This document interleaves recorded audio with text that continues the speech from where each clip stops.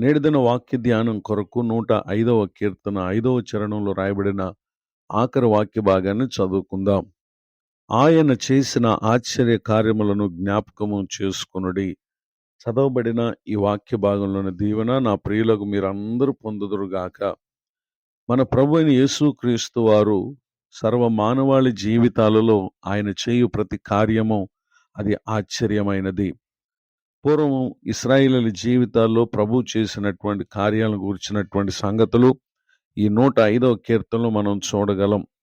అబ్రహాముతో ప్రభు వారు చేసినటువంటి నిబంధనను, ఇస్సాకుతో ఆయన చేసినటువంటి ప్రమాణమును ఆయన నిత్యము జ్ఞాపకం చేసుకుంటూ, ఇశ్రాయేలీయుల సంఖ్య కొద్దిగా ఉన్నప్పటికీ వారిని పరాయి దేశమునకు పరదేశులుగా పంపించి ఆ స్థలమందు దేవుడు వారిని ఆశీర్వదించి యోసేపును ప్రభు దీవించి హెచ్చించి, అలానే ఇశ్రాయేల్ ప్రజలకు యోసేపును బట్టి ఆశీర్వాదాన్ని ఐగుప్తు దేశంలో ఇచ్చి, ఐగుప్తుల దేశం నుండి తిరిగి మరలా ఆయన వారిని పాలు తేనెలు ప్రవహించే దేశానికి నడిపించుటకు, వారికి విడుదల కలుగు చేయుటకై మోషేను ప్రభు పంపించి విడిపించి అలానే వారిని కనాను దేశానికి నడిపించినటువంటి విషయాలను మనం చూస్తాం.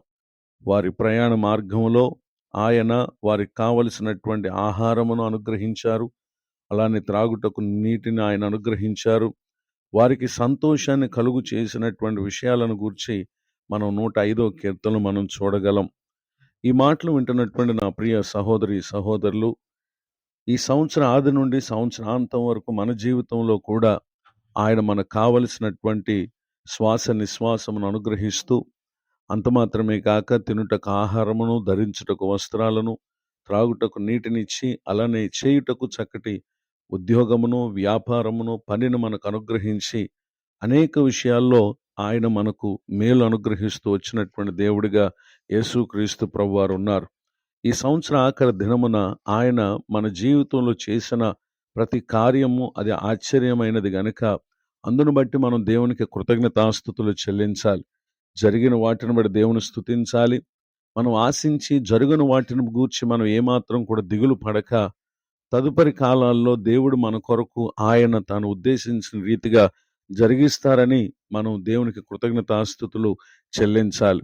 నిజమే, మరి ఈ సంవత్సర కాలంలో ఆయన జరిగించినటువంటి ఆశ్చర్య కార్యాల్లో 121వ కీర్తన 4-5 చరణాల్లో, ఇశ్రాయేలును కాపాడువాడు కునుకడు నిద్రపోడు, యెహోవయే నిన్ను కాపాడువాడు, నీ కుడి ప్రక్కన యెహోవా నీకు నీడగా ఉండును, పగలు ఎండ దెబ్బైనను నీకు తగులదు, రాత్రి వెన్నెల దెబ్బైన నీకు తగలదంటూ 7వ చరణంలో ఏ అపాయము రాకుండా యెహోవా నిన్ను కాపాడును అని, ఆయన నీ ప్రాణమును కాపాడును అని ఇక్కడ తెలియచేయటం మనం గమనించగలం. నిజమే, ఆయన మనకు అనుగ్రహించినటువంటి కాపుదల ఎంతో గొప్పది.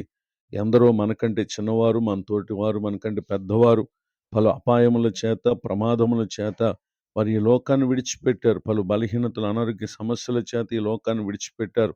మనమును అట్టి పరిస్థితులను ఎదుర్కొనిన వారం అయినప్పటికీ ఇంకనూ భూమి మీద ఆయన మనల్ని సజీవులుగా నిలుపుట అది ఎంతో ఆశ్చర్యం.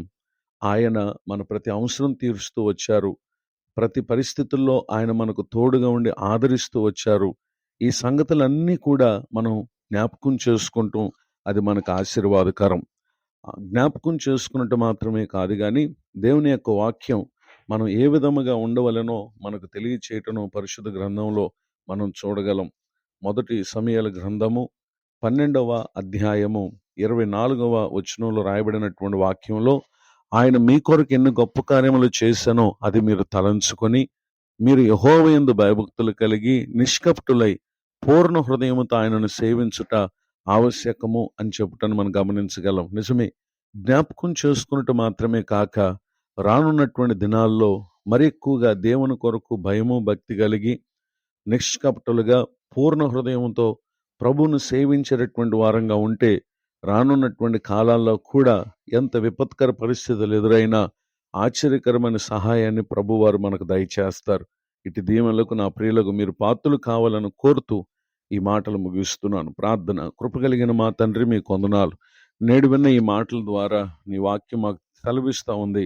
మీరు చేసిన ఆశ్చర్య కార్యములను జ్ఞాపకం చేసుకునమని, వాటిని జ్ఞాపకం చేసుకుని మేము నీకు కృతజ్ఞతాస్తుతులు చెల్లించి మా ముందున్నటువంటి దినాల్లో ఏ విధముగా ఉండవాలని మీరు నేర్పించిన రీతిగా ప్రవర్తించి ముందున్నటువంటి కాలంలో కూడా నీ సహాయాన్ని మేము పొందటానికి సహాయం చేయండి.